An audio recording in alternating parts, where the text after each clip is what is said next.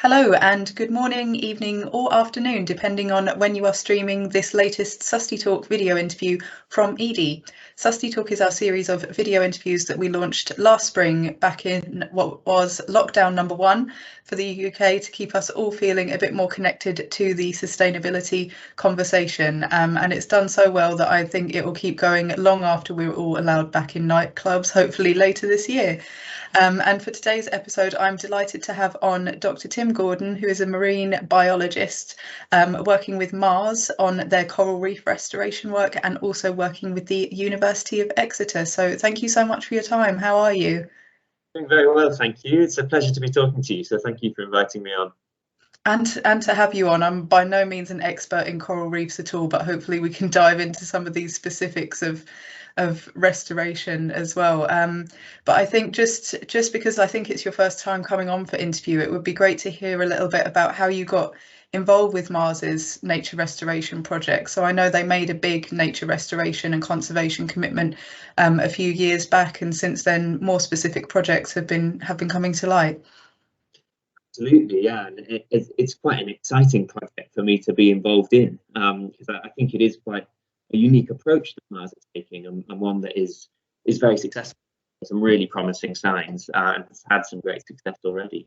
So personally, I was working as a marine biologist. I was doing a PhD on coral reefs based mainly in Australia, out of the University of Exeter in the UK. So I was, based in the UK, working in Australia, and answering some questions about the fundamental biology of coral reefs and how they change through degradation.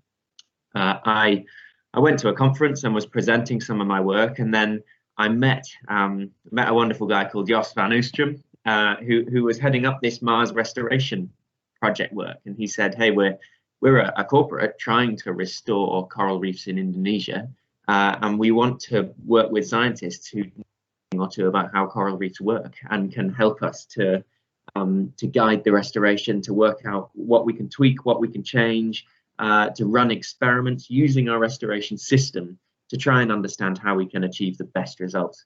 And so for a couple of years, I then worked as a scientist, collaborating with the Mars Project.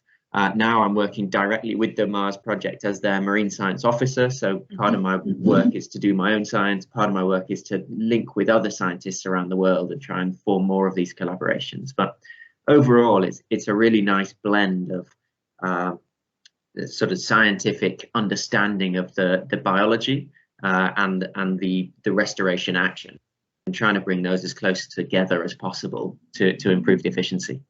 And obviously both of those are needed to address the scale of the problem that we have. But I wanted to touch on, so Mars first made its nature commitment as part of its Sustainable in a Generation plan. But I guess for most of us at home, when we think of Mars, we think of chocolate. So we think of maybe forests and green places rather than coral reefs, and definitely probably somewhere in Africa rather than in Indonesia. So it'd be great to hear a little bit about why the brand is focusing on coral reefs and why Indonesia is this first location for what is called Hope Reef. Yeah, we do think of chocolate, don't we? We think of, Mars makes Mars bars, don't they? And they do bars, but they also make a whole lot of other stuff. And in particular, they've got a lot of brands in pet care. So Mars makes Sheba, they make Whiskers, they make Royal Canin, loads of the pet care stuff. And that is an industry in particular that relies on the ocean very heavily. I mean, we all rely on the ocean in that a healthy ocean is vital for a functioning planet in the first place. But a lot of the Mars Petcare products use fish in them. And so I think there was a want and a desire to do something specifically on ocean restoration. When you look at the oceans as a whole, one of the most threatened ecosystems is coral reefs. If you look at where coral reefs are in the world, the global epicenter of coral reef biodiversity is a place we call the Coral Triangle, which is in Southeast Asia. And where Mars works in Indonesia, they have a factory in a port called Makassar, which happens to be right at the heart of the Coral Triangle. It really made sense to pick there as a place to kickstart an ocean restoration program. Mars had good links with the local community, was invited by a local island to help them restore their reefs in an area that is of global concern and global importance for coral reefs worldwide. So that's why, why Mars landed on coral reefs for this program, and why we ended up starting where we did in central Indonesia. That makes sense. And I have written down that before this project happened, the coral cover was just 5%, which is obviously super concerning, really low proportion. It was horrifying. It's, and there are still areas that are like that. And those are areas that we're, have restoration planned for in the future. And it's, you look at what it used to look like back when the reefs were healthy, and then you look at this state of degradation. It really is chalk and cheese, and it's like diving through a black and white movie where all the coral has just been blown to bits. There's not a single bit of living coral, and what you're left with is what we call a rubble field, and that's where all the dead coral skeletons have been broken up, often by blast fishing, this destructive fishing process that uses dynamite to just blow the reef to smithereens. You end up with these tiny little bits of coral skeleton just all rolling around on the floor, this very loose, very mobile rubble. And there's been scientific papers that call those rubble fields killing fields for juvenile corals. And that's because it completely prevents any level of natural recovery. Because when a sort of coral larvae comes and tries to land on that rubble and tries to re-establish and grow again, then the rubble just moves around in the waves the whole time. There's no stable anchor point for anything to settle, and recovery is basically impossible. So you see these devastated rubble fields, so that they're just locked into a state where they cannot recover on their own without a sort of an intervention, a restoration program to kickstart the recovery. And it's good to see that this program, I was mentioning off of the recording, that it is big. You can scale it up fairly quickly. You can see this reef now aerially, and the cover is back up to 55% already, which is a far cry from some of the trials I've seen where it's just a few corals in a little box, probably the size of my desk. Absolutely, and that was one of the priorities of the restoration program right from the word go. We wanted something that worked at scale, rather than planting a coral at a time. We wanted to be planting a basketball court worth of corals at a time, something we could, roll out at a meaningful scale.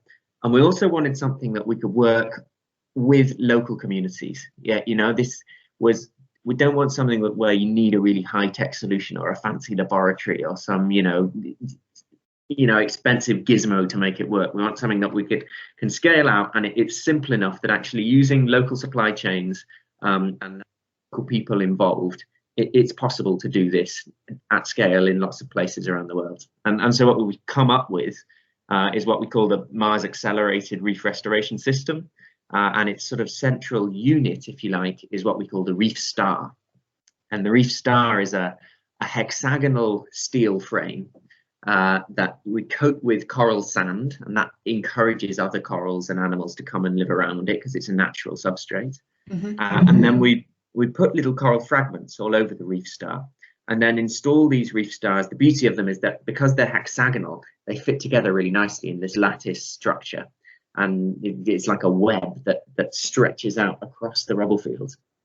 And then together they form this strong hexagonal pattern, and then the coral starts to grow, because all of a sudden, rather than being stuck on that killing field loose rubble, the coral has an anchor point on which it can grow, and it grows really quickly. It's astonishing. After about 2 or 3 years, in the best instances, we see that the reef stars are completely invisible. They're integrated within the reef, and the coral has grown so much that it's fused down to the seabed below the reef star. So the reef star is kind of redundant at this point, and it's invisible because the coral has just, proliferated to the extent where you can't even see that it started as an artificial restoration project. The natural processes have completely taken over.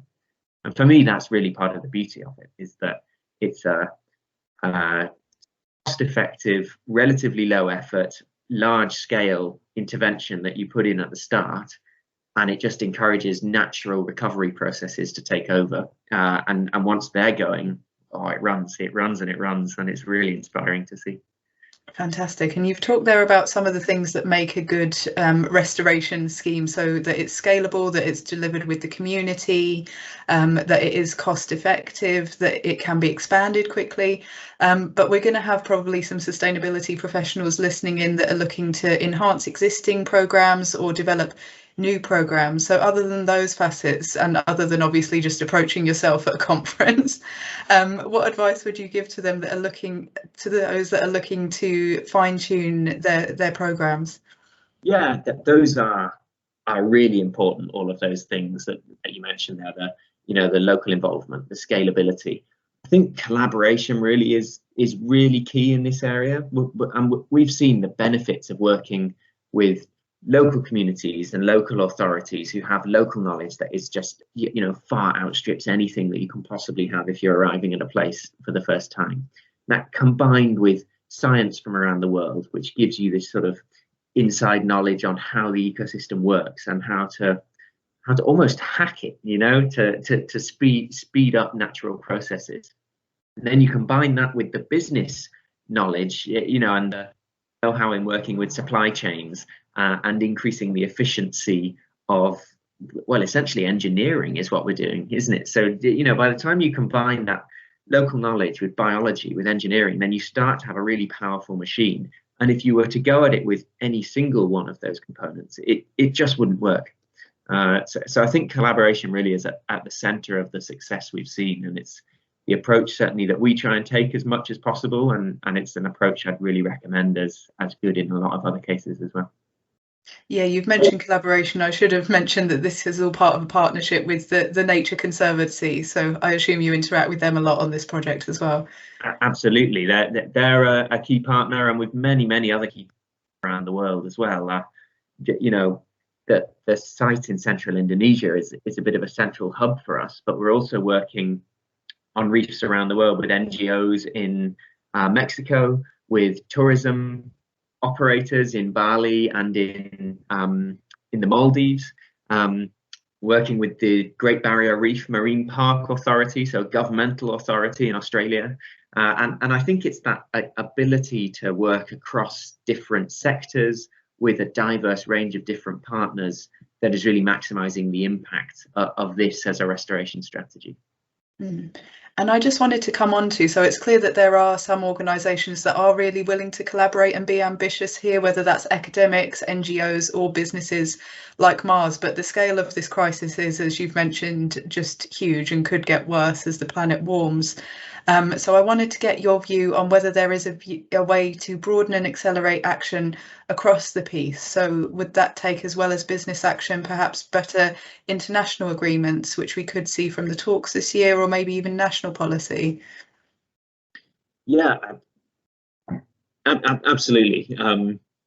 Clearly any restoration effort clearly needs to be backed up by international agreement to remove the initial cause of the damage, right? Because frankly, there's no point trying to an ecosystem if the thing that killed it is still going on, if that threat still exists, because you're just going to get trapped in that cycle again and again. Often we compare it to, like, if you fall over and you trip over and you bang your knee, whatever, you put a plaster on it, go to hospital or whatever, and that's your sort of solving the problem. But you also go and move whatever you fell over. You don't leave the tripwire sat there, do you? Otherwise you're going to get back from the hospital and just fall over it again.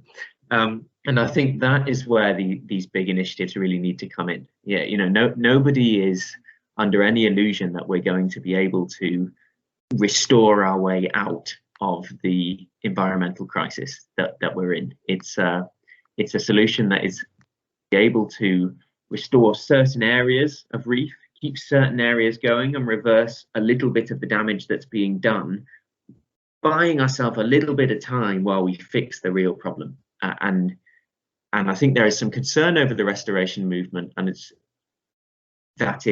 putting the focus more on rebuilding when the focus has to be on removing the problem.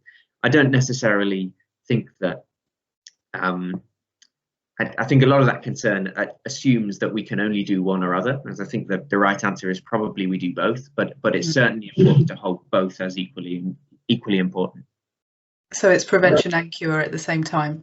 Exactly, exactly, and I think cure is probably best put into action by locally driven projects, many of them, and I think prevention is probably best put into action by big international agreements. Just when you look at the most likely scenarios in dealing with both of those sides of the coin, I think prevention is probably a large scale problem, and cure is probably best done by local scale action.